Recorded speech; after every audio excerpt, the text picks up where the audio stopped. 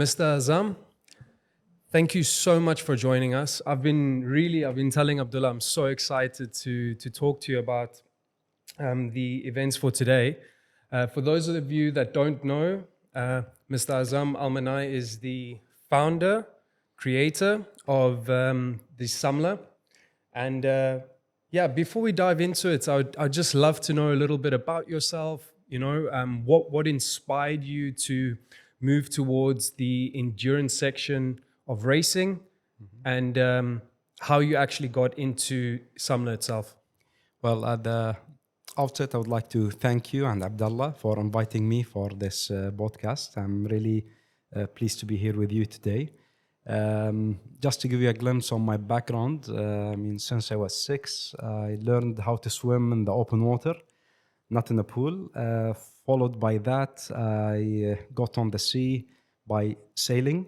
Started with a topper, laser 470, catamaran. I've been on a couple of regattas, couple podiums before I joined the football league, the local football league here in Qatar at Qatar Sports Club, and enjoyed my football career for 7 years before I joined college. Then followed by individual activities such as running, swimming, cycling, which joined at a later stage in triathlon. I would say mid 2000s. So this is a bit background on my sport activities. SAMLA started back in 2016, where I was requested to join the team to build a new concept in the sport field.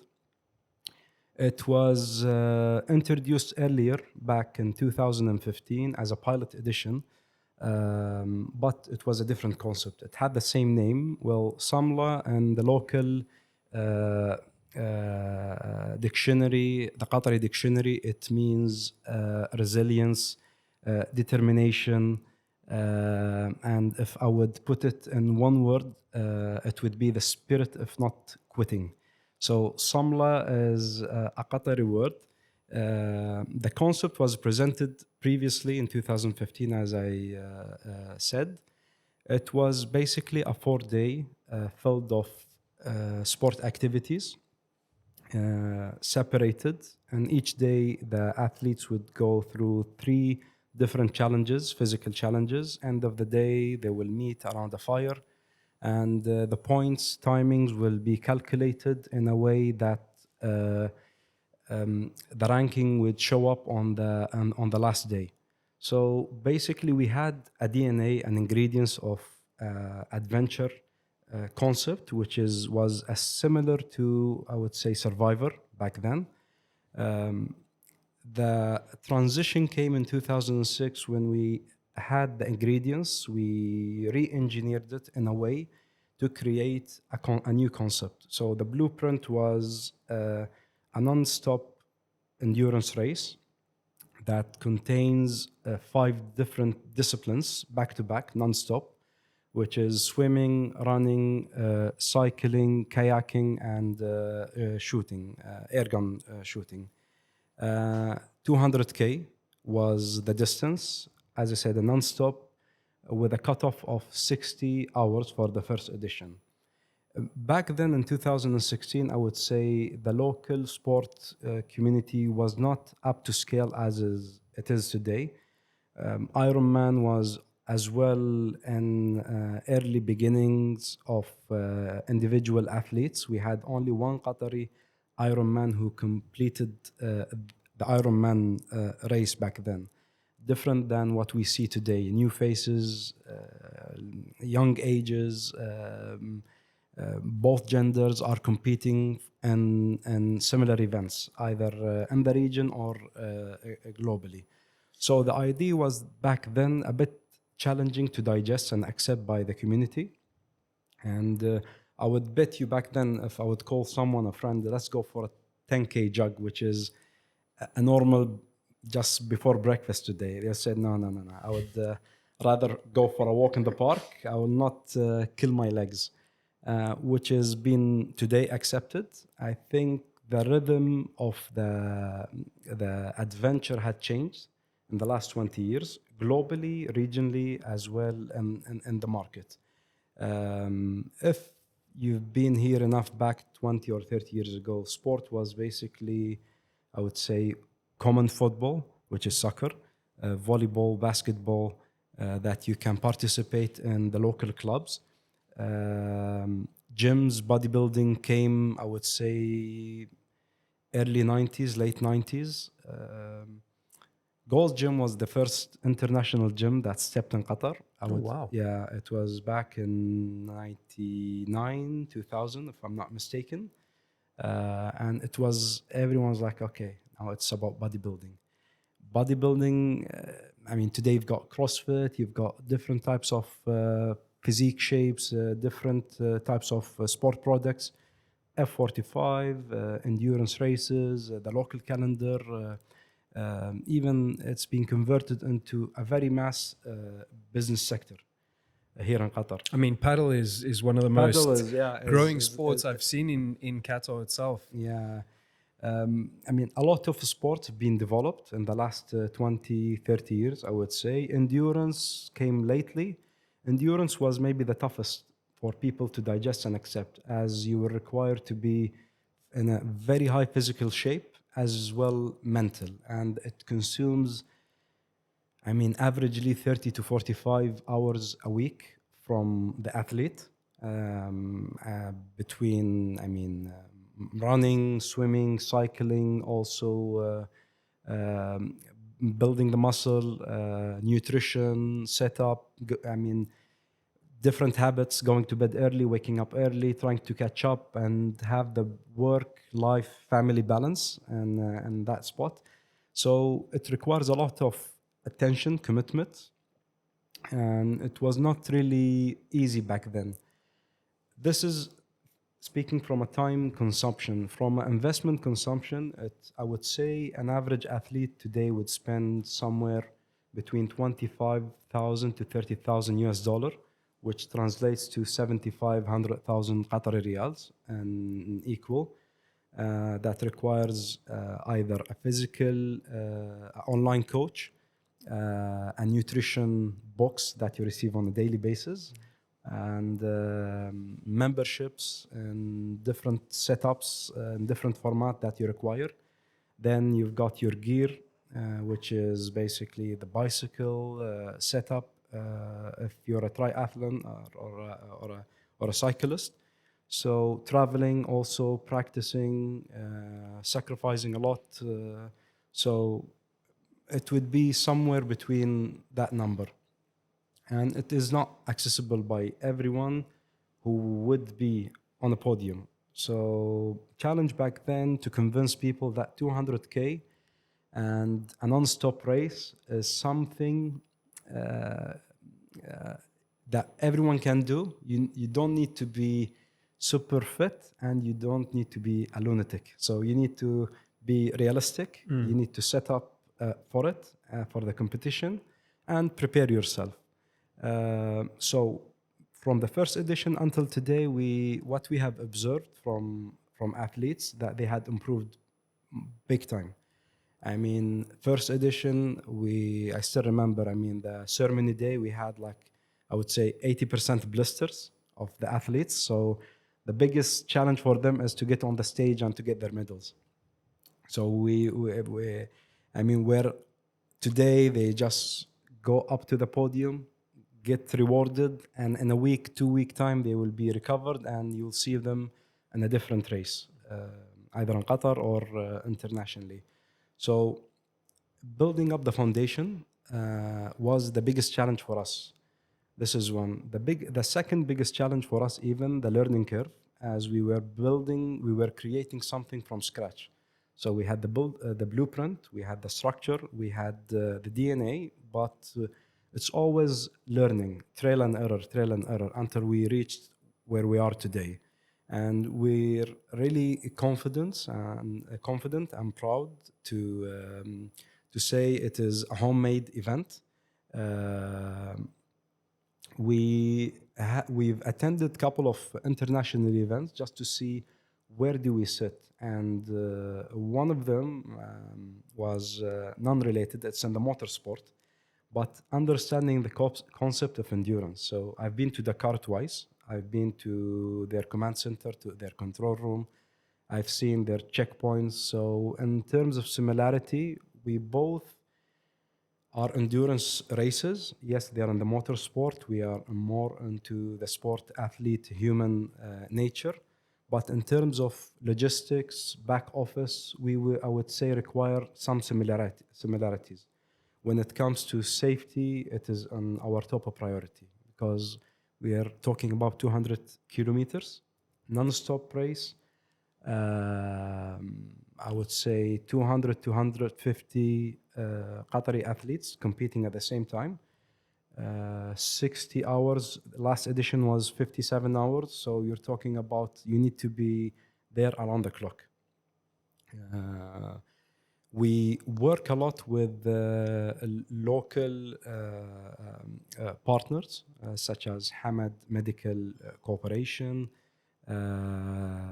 Traffic Department, Ministry of Interior, just to secure and make sure the whole track is safe for athletes and non-athletes, such as volunteers, referees, and the team behind the scenes. As well, one of the things we wanted to do back in 2016 when we introduced SAMLA, we wanted to connect the athletes with the audience, which was basically something similar to Big Brother concept. So the whole event is broadcasted live on TV, real time. Followers of the athletes, relatives of the athlete, they can see the athletes competing and understanding where are they positioned on the map, timing, infographic, all of that stuff that really will create the engagement between the people sitting at home and the people competing on the ground. So we're talking about the race itself, then building the foundation, then creating the followers from an athlete perspective, as well followers as the audience perspective. So after 7 years, we have managed to reach a sweet spot where we believe it is now time to take it to next level. The idea of SAMLA International came earlier, 2 years ago, where we started developing the concept as well. We receive a lot of inquiries from international audience, from the local expats as well, that they would like to have access to SAMLA. There we had a dialogue with Visit Qatar to create another product that it is SAMLA International today. We're going to be introducing the first event next January 2026 to be the first international event for SAMLA. Amazing. Absolutely fantastic. It was almost ticked all my boxes for the questions that I had for you. And I'll never forget, about 3 years ago, we just pulling back to the SAMLA race in a virtual space. I was preparing for an Ironman race, and I was sitting in the gym, and I'd heard that SAMLA was live. Yes. And clicked onto the link. It gave such a true visualization as the spectator to watch the athletes come. And I'll never forget, there was I want to say a tracking system at the bottom, so you could see how far the athletes were away from each other. And I'm speaking a little bit under correction here, but I believe when I was watching it, there were 3 athletes participating, and the interlink between one taking over from the ocean to the run, and then moving on to the bike, and it was this really nice 2 back and fro challenge, and it was lovely to see on the TV, to get that, like I said, that audience spectator value that came out of the production was fantastic. And with regards to SAMLA 100, personally, I'm very excited for it. I'm also one of the athletes that have registered, so I'm really looking forward to it. Like I said, the last 3 years, I have been, sending the bat signal upstairs to in hope that they would open up a category for the international market. So now that it's here, I can't wait to be part of that first edition. For the athletes that are looking to participate, what can they expect for SAMLA 100? Especially as I know there's quite a big expat community that are looking to do the event. So in terms of location, I know that they have released these stages, but for the athlete themselves, what can they expect out of the SAMLA 100 race? Okay, so here we're going to be speaking to two audiences, I would say. The domestic expats who've been here in Qatar to understand the nature of the geographical terrains in Qatar. So the event will take place south part of Qatar in a known area called Al-Mannai, all the way to the south, 50 kilometers to another location called Khor L'Adid. Why we have purposely selected this area to create the terrain, because this what really makes Qatar special when it comes to sand dunes meeting the sea. It is an amazing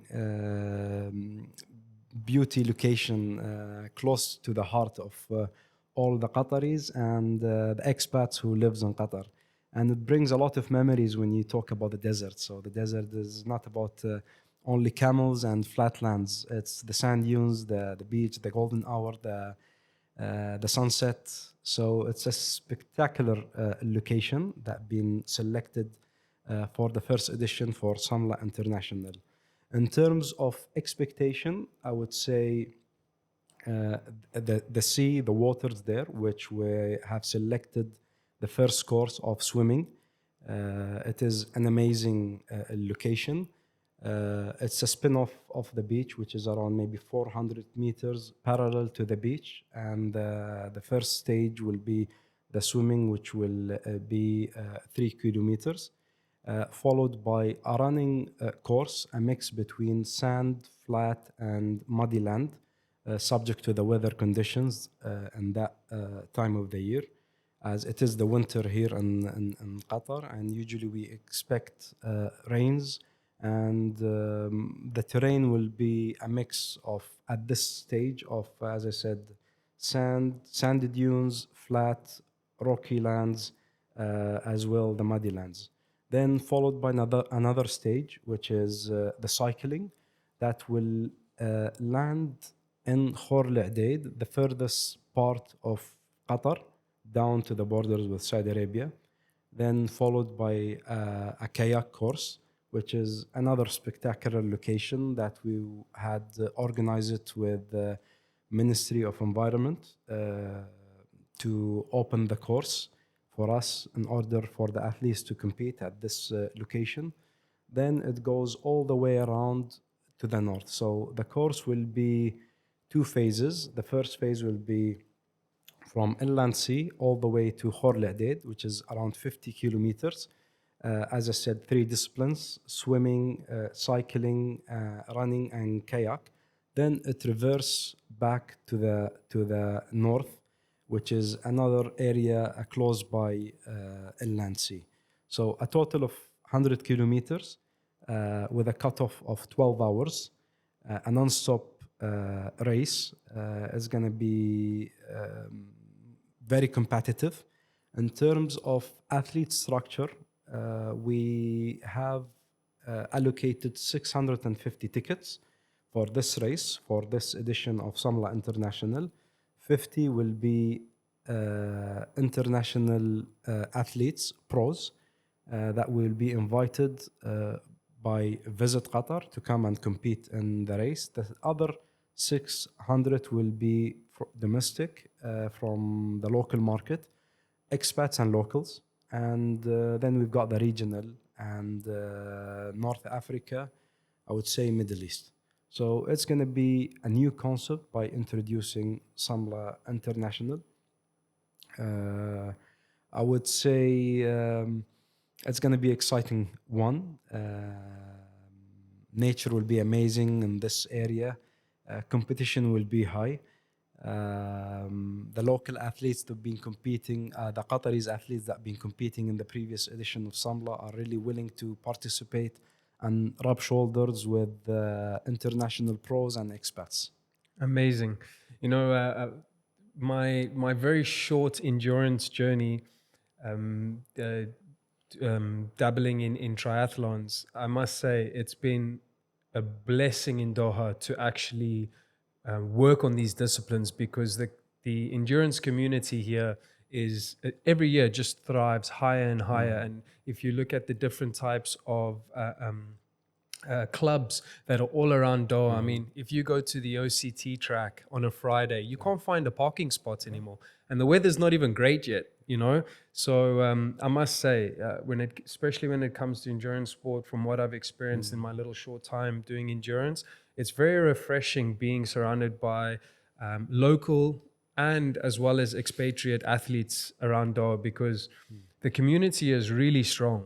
And now that SAMLA's opened up this extension for the international market, again, you know, having that mix between the local and expatriate market is just going to give a beautiful, picturesque picture to people from outside to see that these events are accessible to everyone, and everyone can enjoy in the beauty that Qatar has to offer, especially around the desert sands. You know, I mean, there's a lot of people that live here that haven't actually even experienced that side of Doha. So the fact that they can embrace it and enjoy it on foot, cycle, and ocean it's really going to be an uplifting moment for SAMLA. And I'm like I said, I'm very excited to be part of that.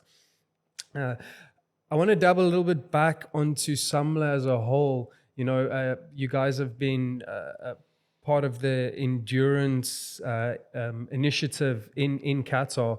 Has there been any specific moments for you that you've noticed in your time setting up in SAMLA that really you can think back where it made you realize, wow, like this is a race that gives real pride to the country and to the people of this country? I would say in any competition, sport competition, usually people would compete for the podium, and everyone would like to have the gold, the silver, the bronze.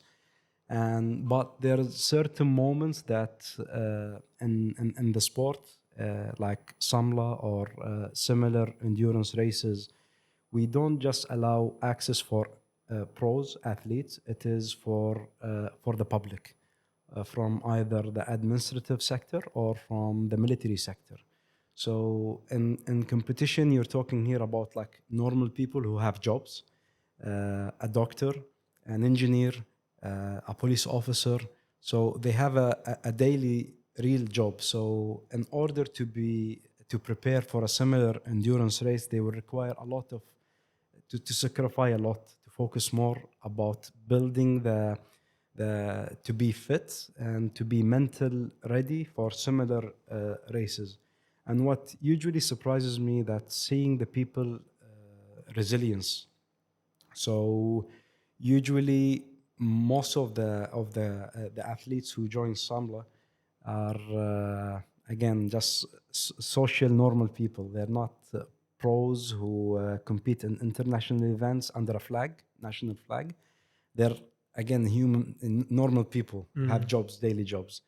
And to see them transfer from a doctor to a super athlete, or from an engineer to a super athlete who really competes and break individual personal goals, then start breaking the surface to go and get on a flight and to compete in similar international events and to be on the podium. So this gives us like a signal that, okay, it's not about just the competition. It is not about the race. It's more, it's like unlocking possibilities behind it. And in any race, I mean, in a sport race, it's very similar to what do we do with our lives. In our daily lives, we have challenges similar for the challenges that we face on the track, on the terrain. We need to be physically fit. We need to be mentally fit in order to compete. And when I'm going back to your question, for me, honestly, with the athletes in Samla, it's not about the top 10 or the top 3 who are on the podium. It's about the social stories we see and we hear, uh, and the last mile, the last finishers, just before closing the race, before the cutoff time, the 57 hours, and there's like, you will see someone just grabbing his legs and resilience. I want to finish this. I want to finish it for a goal, for a very humble goal, for a family member, for his daughter, for himself, just to be there. And most of the audience don't understand what does it require to be a finisher. What does it require to be a winner?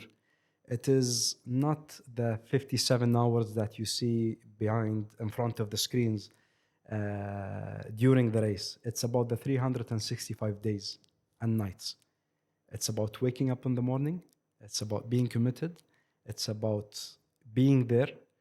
It's about showing up when you're not ready, when at a night where you're really emotional, not set, but it's the moments.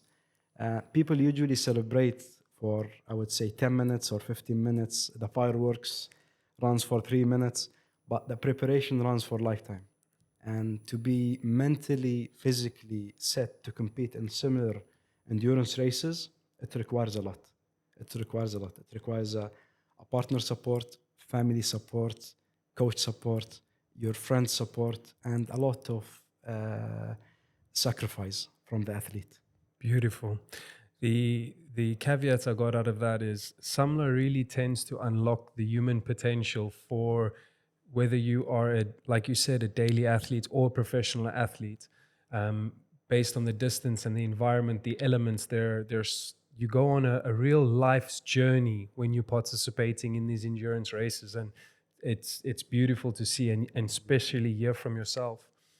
In terms of the spectators, if firstly does SAMLA allow spectators at the event, and for those that maybe don't want to watch it on the TV, so family, friends, people that are in the country, are they able to come and view the event live in the area? And then my second question, just a spin-off of that, is in terms of the athletes, when we talk about the location, how would the athlete get there? Would they need a 4x4? Will there be a transporting system that can get them there, or how would that work? Okay, so talking about the previous editions of SAMLA 200, which is the local event that we've been organizing for the last 6 editions, the spectators can come and see the start of the race and the start in the morning just before we start, and they can witness the finish on the finish line. So I would say the technical challenges is, we as organizers, we try to limit as much as we can the limitation for cars, vehicles to be on the same track of the athletes because of safety reasons. So that's why we recommend spectators to come and watch the beginning of the race and wait in the finish line just to wait for the athletes to finish the line. As I said, we cover on a live stream with Al-Kaz TV channel the whole race, where you can watch it on TV. You can watch it from your tablet, from your phone, accessible during the whole race. With the international event, we are developing a concept that we allow spectators at certain viewpoints. I would say, such as like entry transition areas for families, friends to watch. Don't take it as a promise at this moment, as we're speaking today, but we're working on something to develop it. And logistics as well, because the nature of the terrain south of Qatar, it's a bit sandy and it's not accessible, only accessible by 4x4 off-roads. And again, top priority is the safety of the athletes, the safety of volunteers, referees, the technical team. So with the international events, we're working on observation, I would say, view points that will allow spectators to come and watch athletes. And we're gonna share it once it's confirmed and ready. Fantastic. And in terms of the athletes themselves, is there because it's in the desert, so just for myself to understand, how would we get to that starting point line? Is it quite easily accessible for anybody to get there, or would there be a shuttle? Or? Well, the start line, we always ensure it is accessible by road, by tarmac asphalt. And the start line of SAMLA International, it will be very close to Inland Sea Resort, Okay. which is accessible by any vehicle, car. salon or off-roader. Then the athlete will be under our responsibility. As I said, the structure of the 100K, it will be splitted with two main camps, transition areas, which is basically the start of the swimming, the transition swimming to running, then transition from running to cycling, cycling to kayak, kayak to cycling again, then running, then the finish line. So during the 100K, there will be a spreaded checkpoints that will allow us as organizers to utilize it as a point for those who would like to quit the race. Just wait there and report a quit or disqualify, and we will be responsible to move them to the nearest camp, either the start or the finish. Okay. And in terms of these transition points, when it comes to equipment-wise, us as the athletes need to provide our own equipment in terms of bicycle, running shoes, wetsuits if we need, etc. What about the kayaks? Kayak, we will be responsible. As I mentioned earlier, I mean, there's 650 tickets. We have organized around 400 kayaks to be there at one moment, and we believe because of the route of the kayak, it's going to be a loop. So it will allow the carousel to go around, and 400 will be fairly enough for the athletes who's going to be competing. In addition to the stages, we will have cutoff times. So 650, we may not have a 650 physical athlete being at the same time, at the same point, utilizing the 400 kayaks. So it's going to be a loop, a sort of a carousel loop for the kayak. So kayaks will be provided by us. The athlete will be responsible for his personal gear. Definitely shoes, the bike, the helmet, the shoes of the bike, and will be responsible to provide it at the start point of the bicycle, and we will be responsible to pick it up from the finish point of the bicycle back to the master point we will be sharing at a later stage. Okay. All right. Fantastic. And the transition for the bike, would that be our responsibility to bring it to that station? Would there be an access point to actually drop off our kit in the different locations? Okay. So previously, in the last 6th edition of SAMLA 200, the local event, athletes will be required to deliver the bike 2 days ahead at a location in Doha, reachable for everyone, and we will be responsible to transport the bicycle from this location in Doha all the way to the start line of the bicycle track. Then it will be our responsibility to reverse the process, which is the finish line of the bicycle, all the way to the master point, which is in Doha. With the international event, we still did not allocate the delivery point of the bicycles. Also, we will be going to be sharing it at a later stage. It will be announced. All the registered, confirmed athletes will receive communication on where to deliver the bike and from where to pick it up. Fantastic.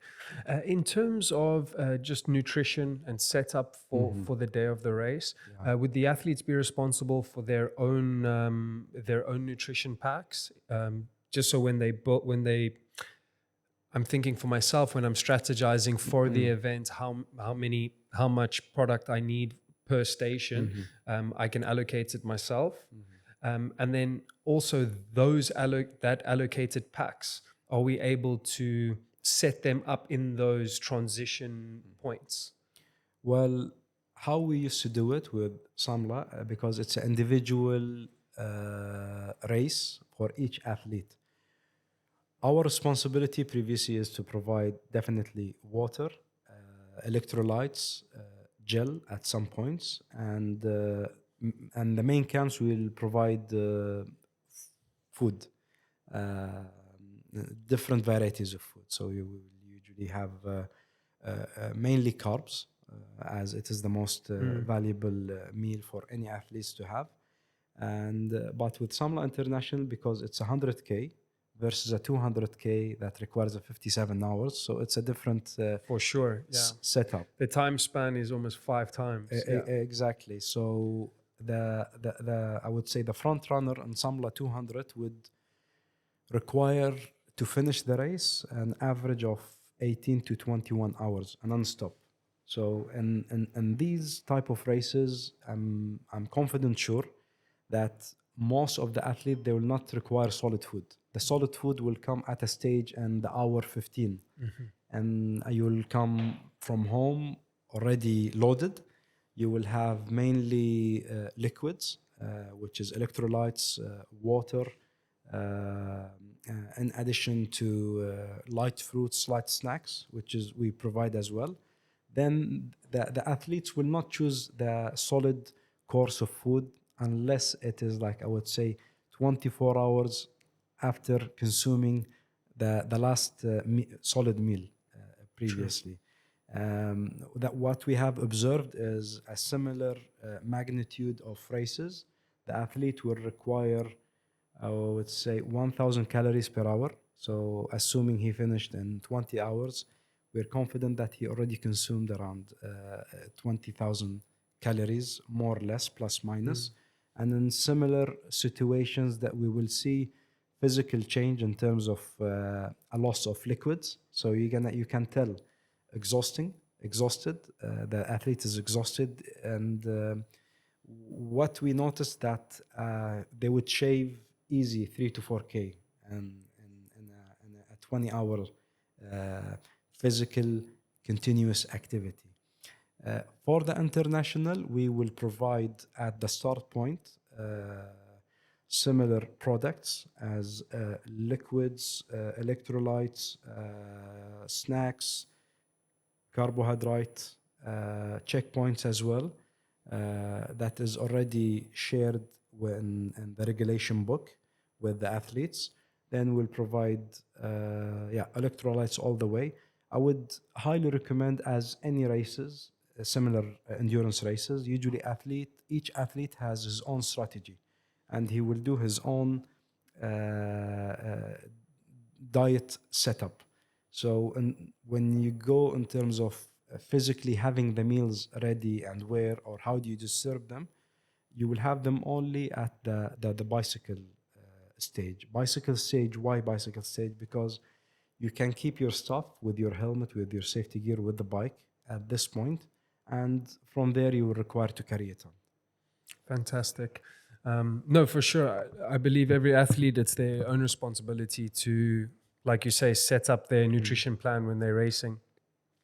And I am pretty certain that at these transition points, if we're able to leave, for instance, at the bike transition, if we are able to leave the products that we're looking to plan to eat or consume at that transition point, we'll be able to keep our products there. Fantastic. No, that's great.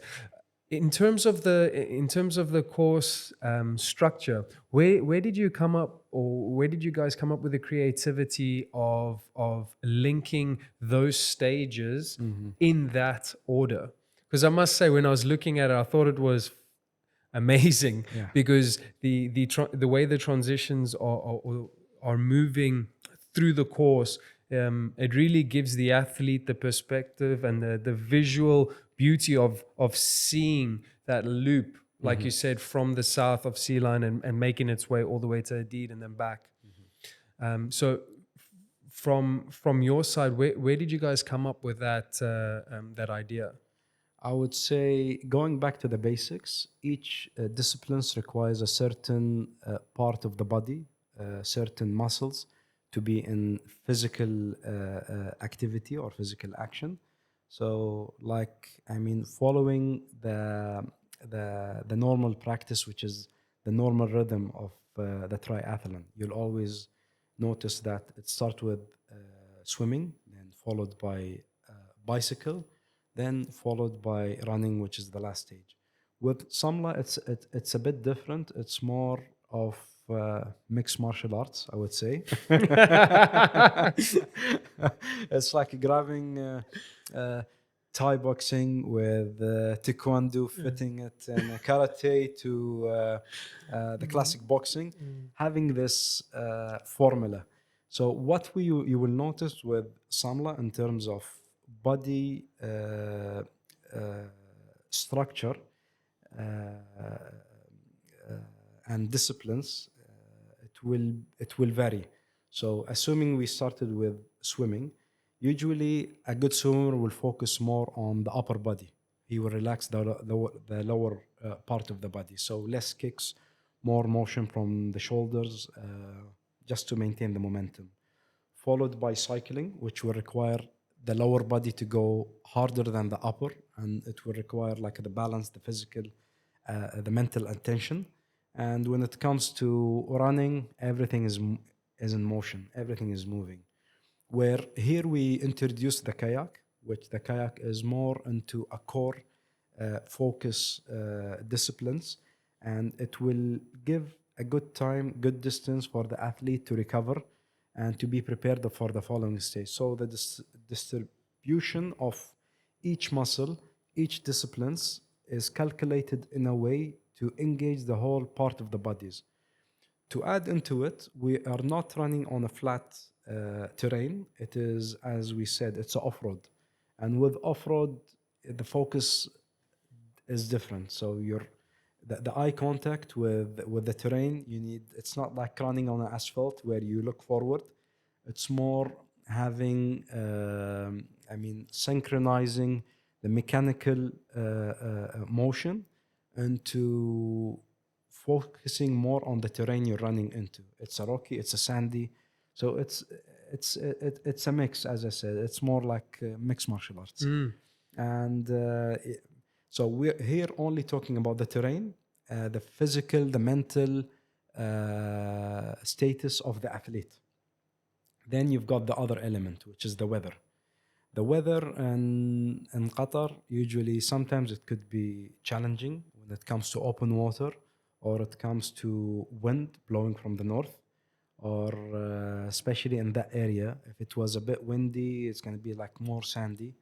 So this is a third element. Then the fourth element is basically how the athlete will react in case of he faces a challenge. A challenge would be, I would say, physical or mental. So if it's a physical, how you will recover, how your endurance will react, how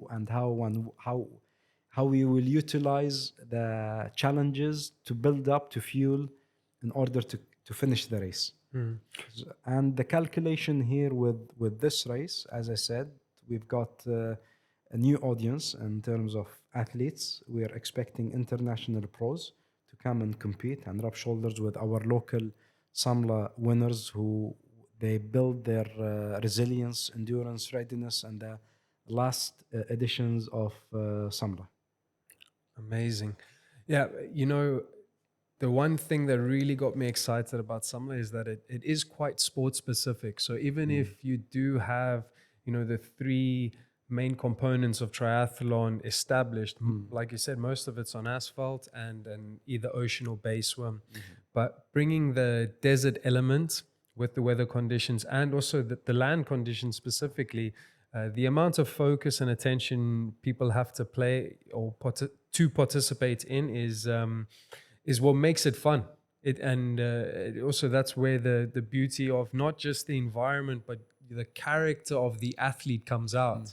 Exactly. And I'm really looking forward to one, experiencing that, but as well as for the audience to actually see what type of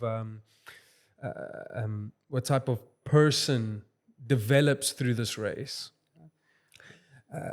You know, I must say it's been fantastic talking to you, and I've really enjoyed listening to the beautiful story of the creation of SAMLA, and the way that your passion and your drive towards this amazing, iconic local event has now spurred its way on to the international circuit. And I'm sure all the athletes that are looking forward to participate are going to enjoy it. And I'm looking forward to hearing more about the coming stages of what we need to expect as athletes, and as well as for the audience to be able to embrace the journey with us through the screens.